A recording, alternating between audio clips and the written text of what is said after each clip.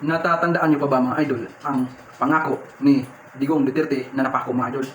Yung sinasabi niya na I hate drugs, I hate corrupt, wawakasan ko ang druga at korupsyon sa ating bansa. 3 to 6 months wala ng druga at mga corrupt sa ating bansa. Pero wala namang nangyari mga idol. Sa halip, sa likod ng mga pangako niya ay mayroong nakatagong na malaking sikreto na iniingatan ni Digong Duterte mga idol. Nagsagawa ng war on drugs laban sa mga user mga idol. Pero malaya ang mga drug lord. Di ba?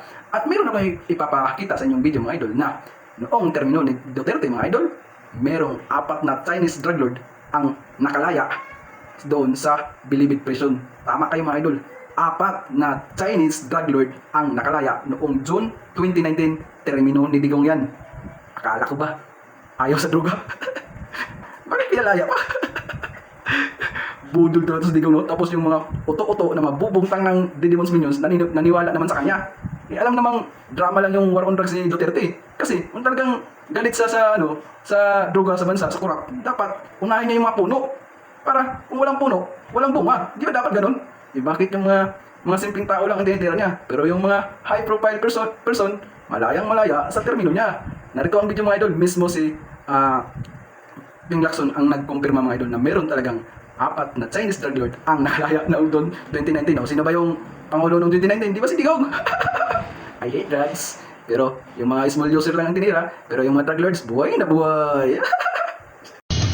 Bago pa man maungkat ang usapin tungkol sa GCTA o Good Conduct Time Allowance para sa mga preso, 4 na Chinese drug lords ang kasama dimano sa mga napalaya sa Bilibid nitong Hunyo.